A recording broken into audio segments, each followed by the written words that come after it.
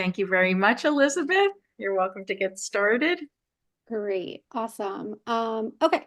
So today we're going to talk a little bit about our overview of what diabetes is, mostly focusing on type 2 and pre-diabetes, just so you're aware of what that means. We'll take a look at blood sugar monitoring, and you can monitor them in two ways, glucometers and then also continuous glucose monitors that you've probably seen on commercials.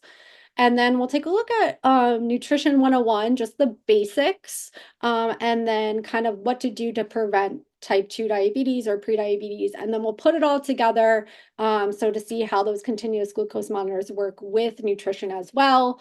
And then we'll talk a little bit, I'll wrap up with just information if you want to join our program as far as getting to do more group classes and one-on-ones if you do have diabetes. So we'll answer questions about that. Okay. So, diabetes mellitus, there is two types of diabetes. Both of them are a chronic disease. One would be insulin deficiency. And insulin, we'll talk about, is a hormone that the pancreas makes, very important for digesting and metabolizing carbohydrates. So insulin deficiency is when there's no glucose or no insulin being made at all. Well, insulin resistance, which most people hear these words when they're diagnosed with prediabetes or type 2, you have insulin resistance, is when you're still making insulin, but your body's having a really hard time using it or secreting enough of it. Okay, so the pancreas is the real issue here and making enough of that insulin or making the insulin at all. So in diabetes, or let's talk about normal metabolism first, we have this hormone called insulin, and the job of the insulin is to go into your blood and get that glucose out of the blood. You'll see in the diagram here that the insulin, that blue triangle, is opening up the cell for that sugar to go in. The only way for that sugar to get out of the blood and into the cells for energy is through insulin. Um, so insulin is going to be really important to get that glucose in. Glucose is super important for the cells to have energy. I kind of think of glucose as passengers on a bus, and insulin is that bus driver. There's only so many seats on that bus for that glucose, and when there's more glucose than there are seats, that's when we run into a problem. So the excess glucose or the excess sugar may not fit on the insulin's bus, right? That bus only has so many seats, and if the glucose doesn't get a seat on the bus, that's when that excess sugar or glucose is left over, and that's when we have a problem. So typically, our body will break down food or carbohydrates into sugar, and I'll use the word sugar and glucose interchangeably. And when insulin's missing or not working, that's when we kind of run into these problems. So those carbohydrates are turned into glucose, and then insulin should normally open that door to let the sugar in. But when the glucose is too much, then a lot of that extra sugar gets stuck in the blood. I wish my cursor could work so I can do some circles here.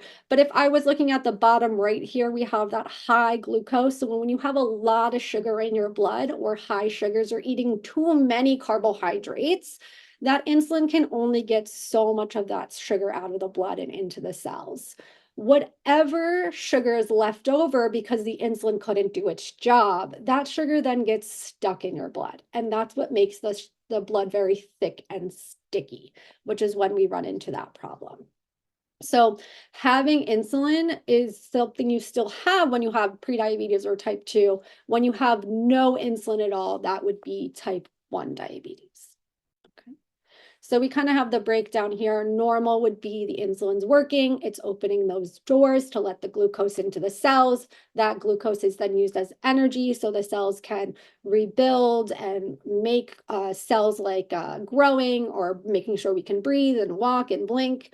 Type 1 diabetes, you'll see the pancreas doesn't make any insulin at all. So what's happening is that glucose can't get into the cells. This is where someone with type 1 diabetes would require external insulin or that medication. Type 2 diabetes is you're still making insulin, but it's just not able to get all that sugar out of the body. It's not working as well. So with type 2 diabetes, the amount of sugar or carbohydrates you're eating is very important because we don't want to overwhelm that insulin. Okay.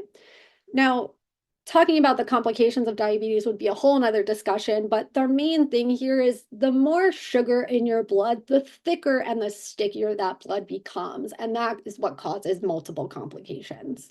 And the way that we diagnose this is with a couple different tests we can use.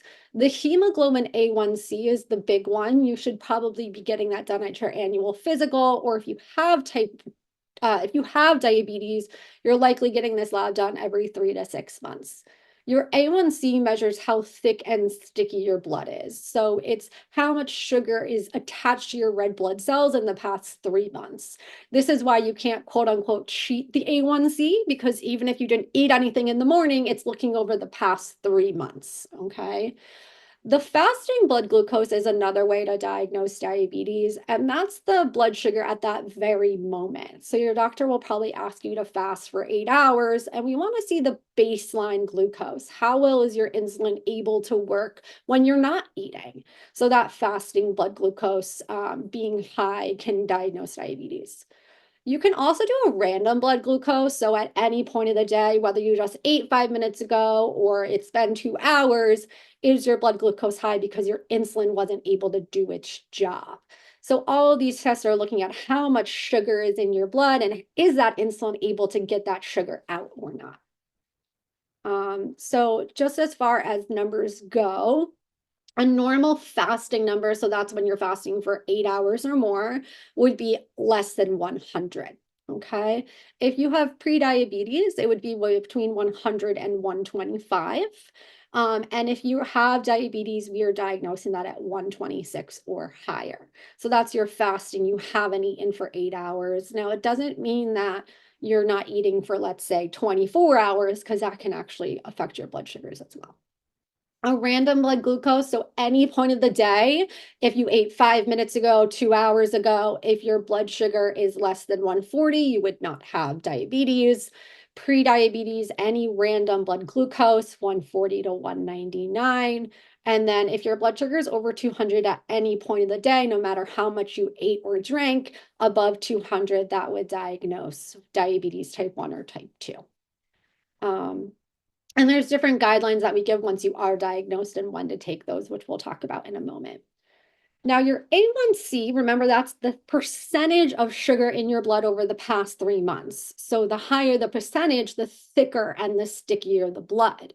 So if you're normal, it would be a 5.7 or less. Pre-diabetes, which I call the stepping stone to type 2 if we don't make changes, would be 5.7 to 6.4. And being diagnosed with diabetes is a 6.5 or higher. Even if you have a 6.6, you still have diabetes. I have a lot of people say, well, I'm borderline. Well, yeah, it's still important because if we don't change our lifestyle, that can cause it to be much higher. Another important number to know is if you do have diabetes, if your A1C is 7% or higher, your risk for complications, heart attack, stroke, blindness, amputations, kidney disease is much greater. So if you were to come to one of our classes, you would hear, let's be under 7% is really important once you are diagnosed with diabetes. Those percentages, the 10, 11, 12, that's when you want to picture your blood like thick like molasses. When we get into those double digits, that's really serious. That's when your insulin really can't work at all.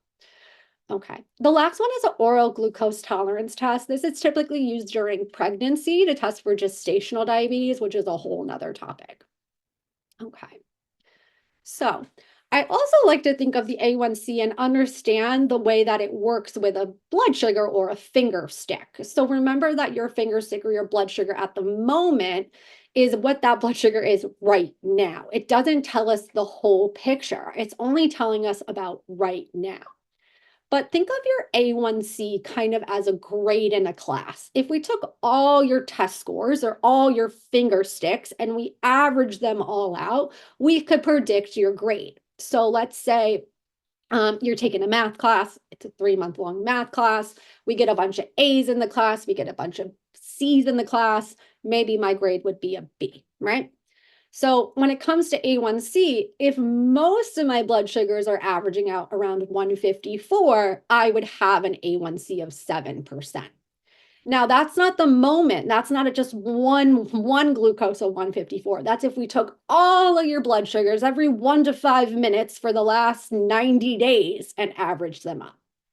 So if you're not taking your blood sugars and you have type 2 diabetes or type 1 diabetes, it's kind of like your teacher's not grading your tests, right? So you're going 3 months long, having no idea how your study method is working, having no idea how you're testing, how your foods are affecting you, and you're going totally blind into that doctor's appointment when they give you your A1C. So what I'm going to talk about is using blood sugar monitoring, or blood glucose testing as a way for feedback. How do we take the food that we're eating, test how we're doing, and make improvements in real time instead of waiting that 3 to 6 months for the next A1C? Okay, so this is a great chart that kind of tells me how I'm doing. And again, we want them to all average out to 154 for that A1C of 7 or less. If you have diabetes, if you have pre-diabetes, you'd probably want to be in that 126 range on average, and then normal less than 100. Okay, so there's going to be 2 different ways that we can monitor or kind of grade our tests or grade our meals on how we're doing. So we can take blood sugars at multiple times a day, and this is called a glucometer. So a glucometer is when you prick yourself with a Lancet device, and then you would get a blood sugar number on that strip. You can take your blood sugars at different points of the day, and there's different goals based off of what your current A1C is, what your goals are to get your A1C to, and you can also take your blood sugars before and after meals. Now, this is quite a lot of pricking, and we wouldn't ask you to do this unless you were taking insulin, but typically someone with type 2 diabetes would take their blood sugars fasting in the morning and then 2 hours after a meal. So the fasting would tell you what your baseline is. And then the 2 hours after the meal would say, how was that meal? Could I have made it better? Was there too many carbohydrates? Was there not enough protein? And we'll get to that nutrition next. But to get all of those numbers all day long, every 1 minute, it's not possible to do this with a glucometer. Okay, so some goals here. If you don't have diabetes, you're fasting or your before meal numbers, you'd want them under 100. You can also follow this guideline if you have pre-diabetes. And then 2 hours after a meal, you'd want that number under 140. Because remember that random glucose, we're diagnosing if it's 140 or higher. For diabetes, before meals, 80 to 130, 70 to 130 is what we're shooting for, and then less than 180 2 hours after a meal. Because if we took 130 and 180, we averaged all of those up, we would hopefully be around 150, which would bring us to an A1C of 7%.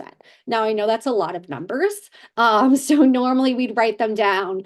We'd have a log, then your diabetes educator, your dietitian, your primary care, your endocrinologist would take a look at that log and say, okay, we need to either make food changes, exercise changes, or medication changes. But let's say you have diabetes and you eat an acai bowl. Ooh, that's a bad one. And your blood sugar is 220. Well, that acai bowl needs to change. We need to make that meal better. But let's say you have toast with eggs and avocado, and that blood sugar is 140 2 hours after a meal. Well, that was good. Let's keep that in the rotation. So taking your blood sugars again is like kind of having that teacher grade your class, you know how you're doing. Don't think of it so much as a slap on the wrist, but a learning experience. That's a more positive way to think about it is, okay, my numbers were high. How do I make changes so my grade in 3 months is not too high? Now, the more numbers you have, the more data, the more information we can get, the easier the changes can be made. So there are devices called continuous glucose monitors. You've probably heard them on commercials or seen people wear them. And now that you're aware of them, we'll see a lot more people. My fiance will point it out when we're at the beach all the time, like, oh, don't you teach about that? So they're little patches that you wear on the back of your arm or your abdomen. And they're tiny, tiny little tubes that stay inside of you. They're called filaments or catheter. And that is going to be taking your blood sugar every 1 to 5 minutes. You don't need to do anything. You are going to forget you have it on. The only thing you will feel is when you first put it on. And I've worn these before. I've also taken my finger sticks. I find this to be less painful than a finger stick.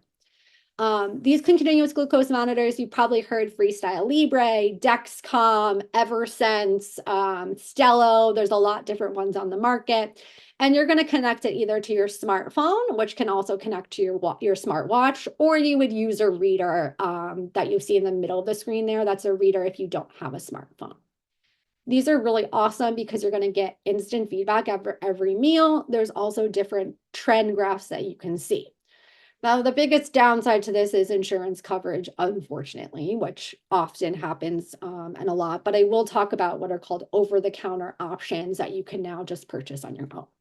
So these are amazing tools, especially if you're scared of needles. You'll forget that this is in, but you're going to get constant information. But that's also something to think about because you want to set boundaries on how much you're checking. Okay. So as far as how the continuous glucose monitor works, what is going in you is a tiny little sensor. See that little blue underneath the skin? That is going to be what's called a filament. And what it's doing is looking at your interstitial fluid, which is a fancy word for the fluid in between your cells. So what's going to happen is that little sensor does its best guess by looking at the blood vessel underneath. So it's not actually taking your blood, it's just looking at the fluid in your skin, underneath your skin, and saying, how close can we make a guess? And it's pretty good. We're about 7% off, not too bad at all, about what your actual finger stick would be at that moment. And then that is transmitted through the transmitter to either your smartphone or the reader that you have. Now, that smartphone or reader typically needs to be within 20 to 30 feet of you at all times to read this data. Pretty cool stuff. And you get a lot of different information. And one of the best things you get is called a time and range, which I'll talk about next. So this is what they look like. They're much smaller than you would think. The smallest one's about the size of a quarter. You can also put on what's called an overpatch on top of it. You can swim, you can bathe, you can exercise. You just switch them, like we said, every 7 to 14 days, depending on which device you have. Okay, the middle one there is the Dexcom G7, which is an older option. So most of them are about the size of a quarter now. All right. So I wanted to talk about time and range, but oh, looks like I have a slide in between. So there's a couple different features that I want to kind of highlight. One of them being a trend graph. So if you come in and see me after wearing this for 2 weeks, I get what's called a trend graph, and I can see what times of the day you're typically high.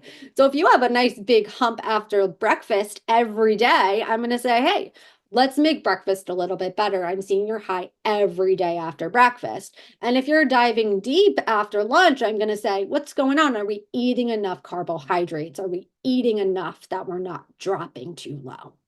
Some other cool things is customizable high and low alerts. So you can turn these on and off. But let's say you don't want to have a blood sugar above 200. You want to get that A1C under 7. You want to be alerted every time it's above 200. So at first you might not put it on, and then the alert, you put it on, you drink a cup of juice, alarm goes off. Juice is not going to work for you.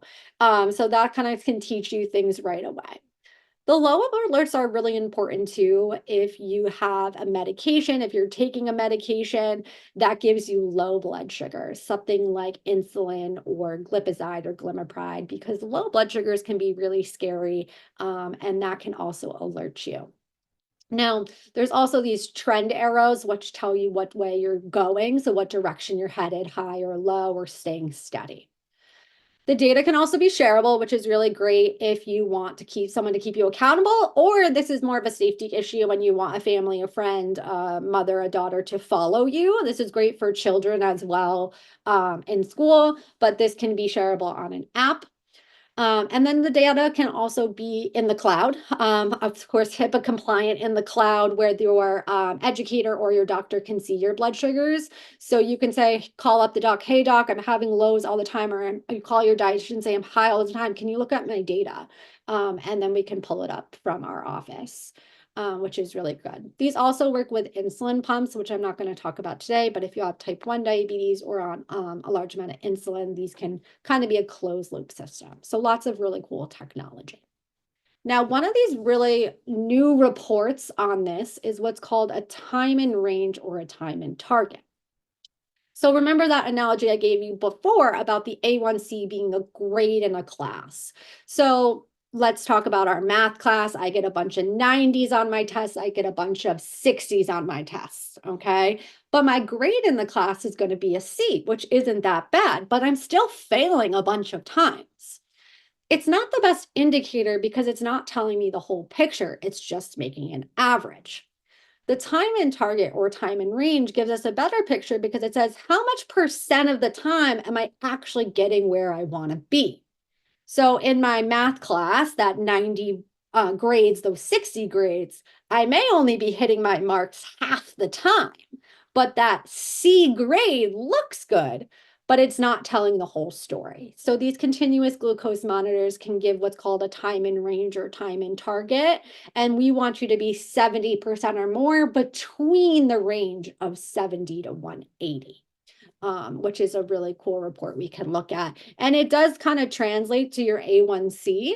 So another chart with colors. So that A1C of 7% or less, you want to be 70% of the time in the 70 to 180. If you want 100% of the time, your A1C would be a 6%. And if you have prediabetes or you don't have diabetes, we can adjust these ranges to be more your goals for you. Okay. So what I'm going to do now is talk a little bit about the options for them before we get into nutrition, which is my more favorite thing to talk about. I'm just looking at my slides on my phone here. So for the CGMs available, you have a prescription-based and now in the last year or so, the over-the-counter options. So the prescription-based, you're going to need a prescription from your doctor, and your insurance may or may not cover these. Your insurance will cover the continuous glucose monitors if you're taking insulin every day. Okay, so especially Medicare is very strict with these requirements, and you need to be taking multiple doses of insulin every day to get these covered without a copay. These are going to be the Freestyle Libre 3 is the most updated, and the Dexcom G7 is the most updated. The last two there are more related to insulin pumps. So the G7 or the Libre 3 are kind of your top ones that are available for prescription. If you're not on insulin, you're like, this is such a great tool. I really want to use this. If you have commercial insurance, so you get insurance through your job or your spouse who gets it through their job, Aetna, Blue Cross Blue Shield, Cigna, you can use a coupon and then you can get these for $75 a month. So that would be 2 sensors for the Freestyle Libre 3. It's not cheap. I will be very honest. I wish these were cheaper. I wish they were more available. It's such an amazing tool. But what I also tell my patients is if you can make the investment, wear it for a month, learn everything you can, test different foods, work with your dietitian, learn what you need to learn, and then you won't have to wear it after that month period. So those are the prescription based. Over the counter is available to anyone. So even if you don't have diabetes, if you have prediabetes, if you want to prevent diabetes, these are a great way to learn as well. They're about $100 a month. So those are 2 sensors. I think there's subscription-based options that are a little cheaper. Again, I understand that this can be a barrier for a lot of people. And that's why the glucometers are still available. They're much more affordable. They're $20 for a month supply at like Walmart or ShopRite. Those were the finger stick ones. The Lingo or the Stelo, you can literally Google right now and you can order one. It will be sent to you. There's a lot more teaching tools on those apps. You do need a smartphone for the Lingo or the Stelo. I will tell you right now, the Lingo is the Freestyle Libre 3 and the Stelo is the Dexcom G7. I've worn all of these. I don't have diabetes. Really interesting to see how different foods affect you. So I'll just kind of go through here, show you what some of these look like. This is the Freestyle Libre 3. You see on your phone there, you see a graph of where your numbers have been all day. So if that hump in the middle was after lunch, this person is at a 140 or lower. If you see that green graph there, that block. But if they jumped over, if you see in the reader here, how that other hump there goes above that green shaded arrow, then they were too high. They were above a 180, so they need to work on breakfast there. And the bottom circle is how big it is. It's about the size of a quarter. Dexcom, very similar. App looks very similar. You can also see the arrows after the number. So where you see 110 and there's an arrow, that means that their blood sugar is staying straight. Where if you look here at the Freestyle Libre after the 112, that arrow is pointed up. That means that their blood sugar is raising. So you can learn from that as well. Okay. The lingo, they're very, very similar. The ranges are set different. So that graph will be smaller. So that graph is 70 to 140, while the Libre is 70 to 180. So these are more for specifically diabetes, where the lingo is for people without diabetes or with pre-diabetes. So it will tell you that you are a spike if you're above 140, but just work with your doctor, your dietitian, or educator to really set your goals. And then the Stelo, same thing. You also need a smartphone for that. There's no reader. That is the Dexcom G7, but you can get it online. You can just order it. Okay. I'm used to answering questions as we go, but I hope everyone's still with me. All right. So we are now going to talk about Nutrition 101, and then we'll put it all together. So Nutrition 101 is, how do we have these spikes not happen? How do we prevent that up and down, that roller coaster all day of blood sugars high and low and high and low? We want that line that is more straight. Looks like this Dexcom has the straightest line. Our blood sugar is staying stable. We don't want this up and down. That's the highs and lows. So how do we use nutrition to prevent those ups and downs? And that's what we're going to talk about now. But to talk about that, I can't just say yes or no to foods. We have to do a little learning. So we're going to start simple and we'll build on that. But the very simplest part is, what is nutrition? And nutrition is the study of our nutrients. And there's two types of nutrients. Macronutrients are our big ones, and micronutrients are our small ones. We're going to focus on macronutrients today. Those are the three nutrients that give us calories and energy. They are carbohydrates, proteins, and fats. Every single food is either a carb, a protein, a fat, or some kind of combination. And these are the foods that give us energy, make us full, and can affect our blood sugars. Okay, so that energy is important so that you can live your life, walk and play and live. And then the amount of calories and the amount of energy that you need depends on who you are, your disease state, if you're pregnant or not, your age, your gender. And that's what a dietitian would do, is calculate all that for you and put that meal plan together for you. But we can keep it simple. And what we're going to do is talk about the types of energy. So we have short-term energy and we have long-term energy. Remember, those energies providers are the carbs, protein, and fats. I'm going to give you an analogy. So we're on the highway, we're driving on the highway. I just drove home from work on the turnpike. And then if I'm in the fast lane, I'm using carbohydrates as my gas. I'm using short-term energy. The only way I can go that fast is filling up my tank with carbs. Now, if I only fill up my tank with carbs, if I only eat carbohydrates, I'm going to get pulled over, though, in that fast lane with a high blood sugar. Now, if I fill up my tank with only proteins and fats, I'm going to be in the middle and slow lane. So if I only eat, let's say, chicken as a protein or butter, avocado as a fat, I can't get into the fast lane. I'm going to be stuck in the middle and the slow lane because it's long-term energy. It's going to take me longer to get there. It's going to keep me fuller, but there's no way that I can pass someone in front of me. So think of your carbohydrates as that energy you need to go quickly, but then you want that protein to bring you back into the middle lane, or how we should be driving. So every time I fill up my tank, every time I eat a meal, I need short-term energy from carbohydrates with long-term energy from proteins and fats. The biggest mistake people make, and it's very common, is eating carbohydrates alone. So having carbohydrates alone makes your blood sugars higher. So if you want to prevent having diabetes or you want to prevent a spike in your blood sugar, do not eat your carbohydrates alone. And this is very common to do, especially American breakfast. So what we want to do is always eat our carbohydrate with protein, fat, and then ideally vegetables as well, which is fiber, to keep us kind of balanced, keep us going back and forth on that highway. All right.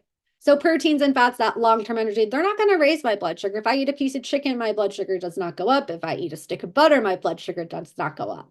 If I eat the carb alone, my blood sugar will spike. So a piece of bread. But when I add the egg and the avocado, that bread takes longer to turn to sugar, which gives that insulin we talked about before a longer time to do its job, which it would prefer. Now, in order to make these balanced meals, we need to know which foods are carbs, which foods are protein, and which foods are fats. Because ideally, we want to eat something from each of these circles.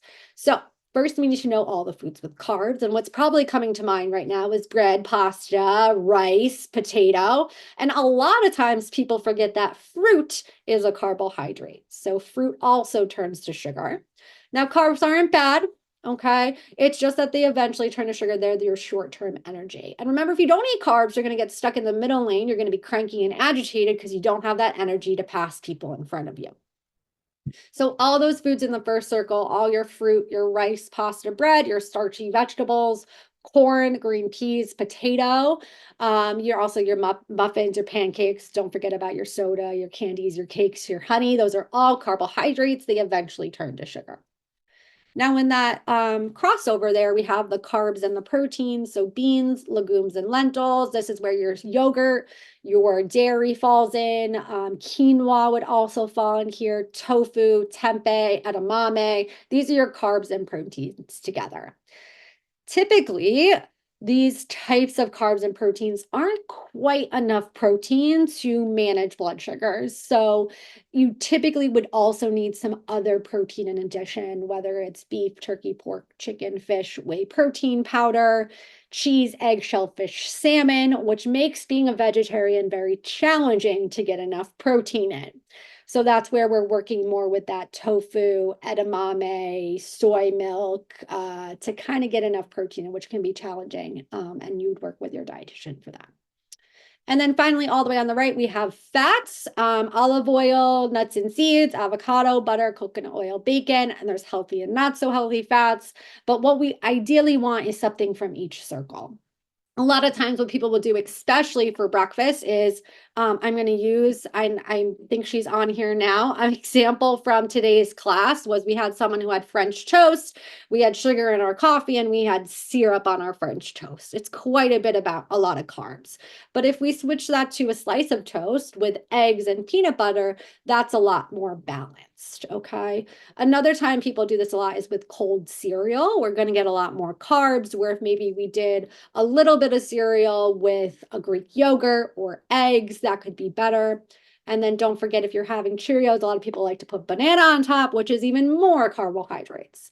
So take a look at your breakfast. Are you having enough protein? The answer is probably no. And if you're not having eggs, is there another type of protein we can get creative with, like whey protein powders, Greek yogurts? Okay.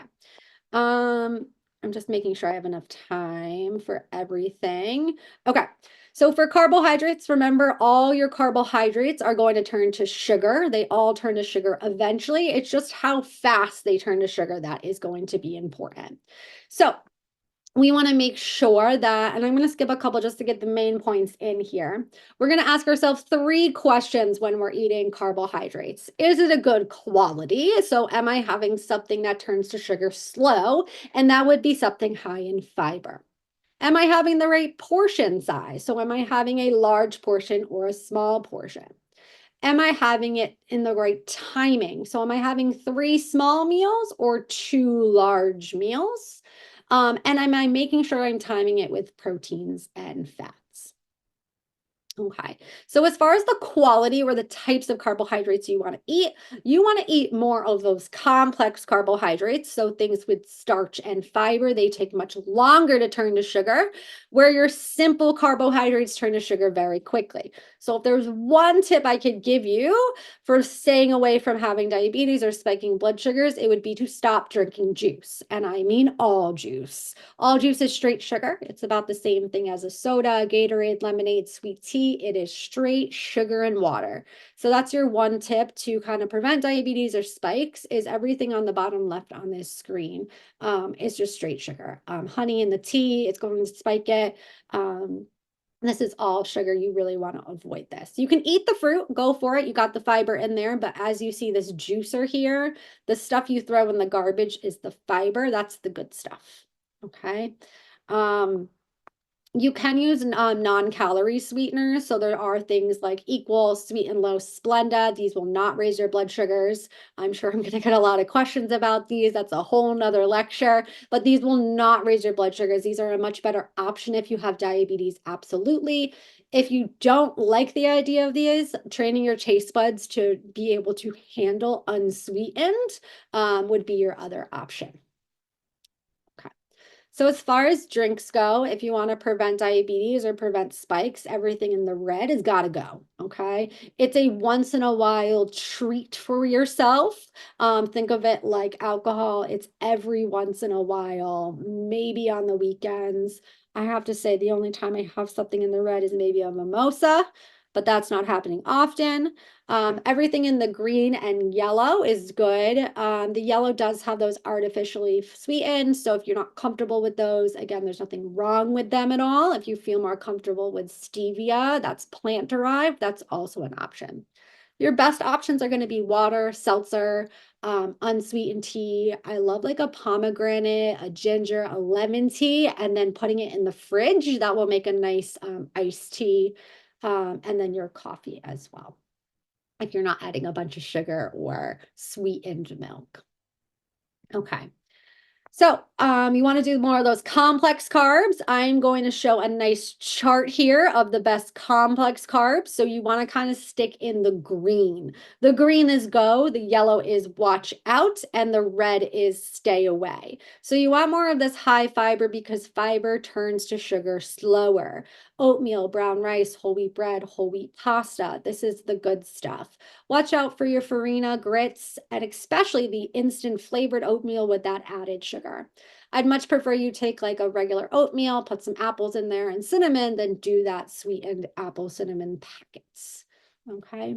Popcorn's a great snack. It's high in fiber, but if we're doing our cookies, candies, honey wheat bread, all sugar there. Okay. The wheat part is good, but the honey is sugar. Your starchy vegetables are great, white potato and sweet potato. Those both have fiber. Sweet potato just has a little bit more vitamin A. Corn, peas, beans, all high in fiber. So your goal here is to get about 80% of the time in the green, 20% of the time in the yellow and the red. That is going to help with blood sugars as well.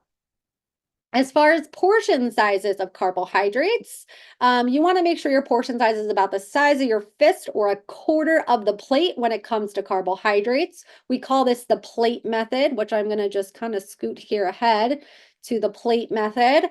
If you want to learn all that other stuff, come to my diabetes class. I'm sorry, I'm running out of time. But for your plate method, what you want to do is fill half of the plate with non-starchy vegetables, a quarter of the plate with the carbohydrate the size of your fist, and some people will have more than I do, and then a quarter of the plate about the size of your hand or your palm here with lean proteins, chicken breast, turkey, your fish, your eggs, Greek yogurt, all good options. So plates that you see on the screen here right now are perfectly balanced, and we can ask ourselves those good questions. Do we have good quality? Yes, we have fiber in the potato. We have fiber in the brown rice, whole wheat bread, whole wheat pasta. Those are all high quality.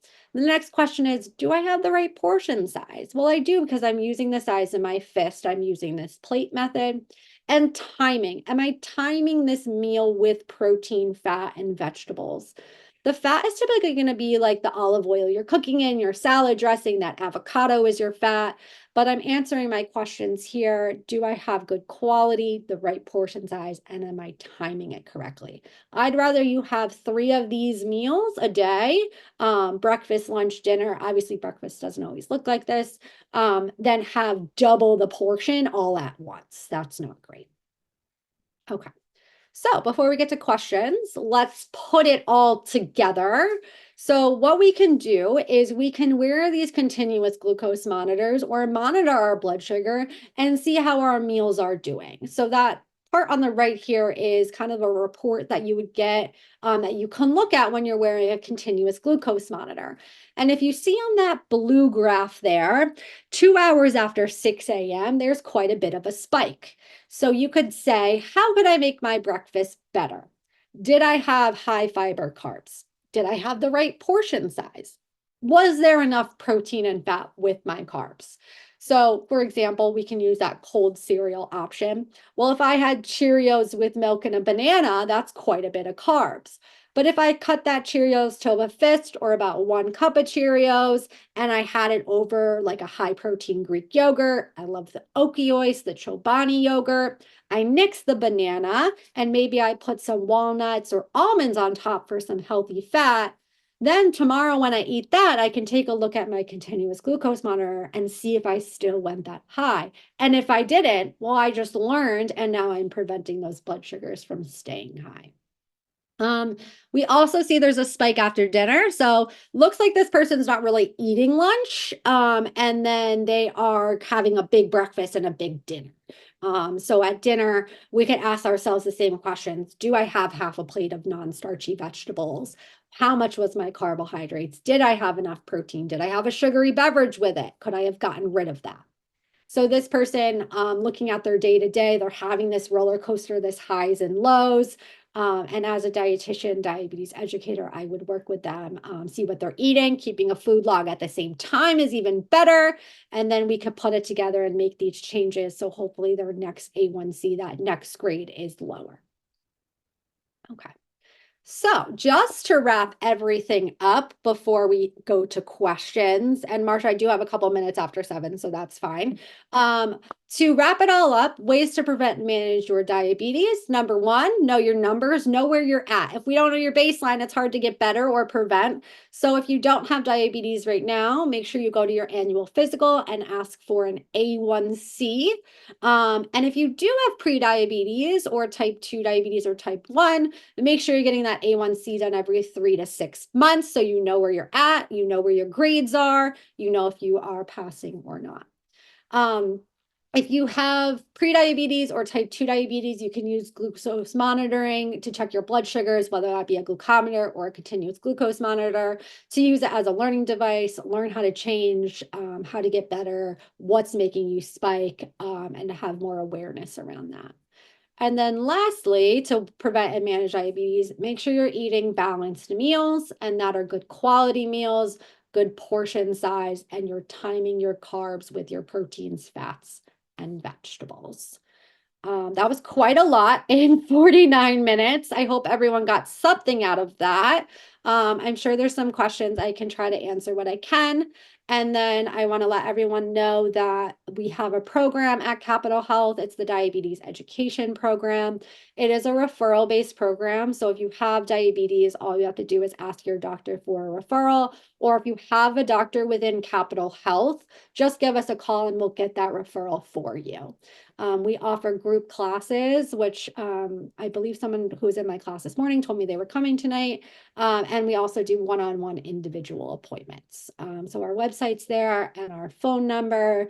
I'd love to help everyone or who I can. But we do only see people with diabetes. If you are looking for someone, a dietitian to see, we do have an outpatient dietitian. Again, you just have to ask your doctor for a referral. Okay, there's not too many questions. I'll start with monk fruit. And actually, I will go back to the slide on that for monk fruit. I kind of skipped over a little bit. Monk fruit is going to be considered a plant-derived sweetener. So it's going to be about 200 times sweeter than sugar, but it does come from a plant. It's a great alternative to using sugar, honey in your coffee or tea. Sometimes the monk fruit also comes with erythritol, which is a sugar alcohol. Totally fine. It's really based off of taste. So there's a lot of options. I like Splenda. I'm a Splenda girly, so I will use the Splenda syrups in my coffee. But totally fine. The only downside to the artificial sweeteners is they can make you crave sweets later. So if you are having, let's say, 5 Diet Cokes a day or 10 monk fruit packets, it can make you want those cravings of like sweets, cookies, candies later. So just be mindful of that. That's my answer on monk fruit. Um, Suggestions with oatmeal for a balanced breakfast. Absolutely. I put a scoop of vanilla protein powder in my oatmeal. If you do that, it really can't taste it. It's just vanilla flavored in the oatmeal. So you can do your plain oatmeal, a little vanilla whey protein powder. You can also make an overnight oat and soak it in a vanilla protein drink, like a Fairlife Premier Protein. And then like nuts or seeds on top, maybe a little bit of fruit with some cinnamon. That would make it definitely more balanced. Overnight oats is a great option. Um, there's also brands like Kodiak that make a protein oatmeal that already has it in there. So Kodiak makes, I believe, an apple cinnamon. They come in the little cups or packets. It has a bear on it that has some protein in it. The next question is, do you find individuals who are pre-diabetic using the CGMs to assist them with not having full diabetes? I would say yes. The Stelo or the Lingo would be your goal. So that will kind of give you the idea of where you're at. And a little trick for that is if you get the Stelo and you download the Dexcom Clarity app and connect them, it will tell you what your predicted A1C is based off of all your blood sugars. So that's a really good thing too. And then you can see what spikes and what doesn't. Oh, I love the juicing question. When you speak about juicing, it is understanding juicing straight fruit is sugar. However, about juicing with greens and sweetened with a piece of fruit. Same thing. Juice is removing all your fiber. I would much rather you do a smoothie, keep the fiber inside the blender, add some Greek yogurt, some protein powder, and now it's much more balanced. Juicing is just a no-go. Anything where you have to buy something is usually a no-go for me. But yeah, even if you do the vegetables in there, there are carbohydrates in vegetables, and fiber, so it will just be the sugar. Smoothie girl, love a smoothie. Is adding peanut butter and how much can balance it out? So peanut butter is considered a fat. The thing about fats is they add up in calories really quickly. So if you have, let's say, an avocado, which is a fat the size of a baseball, it's about 300 calories, but an apple, which is a carbohydrate, is going to only be 80 calories. So peanut butter is going to be the size of your thumbs, 2 tablespoons of the peanut butter, and it's not going to count as your protein unless you're using the PB2 powder. That's the protein isolate of peanut butter. So adding peanut butter can go great in the smoothie for your healthy fat, but you still want to add protein, whether it's a Greek yogurt or a protein powder. No juice, just never juice. Tomato V8, it's just all sugar water.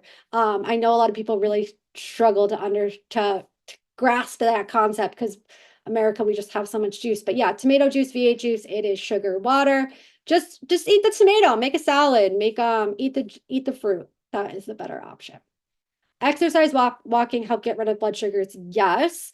So when you walk, what happens is it tells your pancreas to make more insulin. So if you go for a walk after eating, your blood sugar will come down. If you're exercising, but you don't eat, now you have all this insulin, but you don't have any carbohydrates. So as far as walking after a meal, great, absolutely. We definitely will do that. You'll see your blood sugar come down if you're wearing a CGM.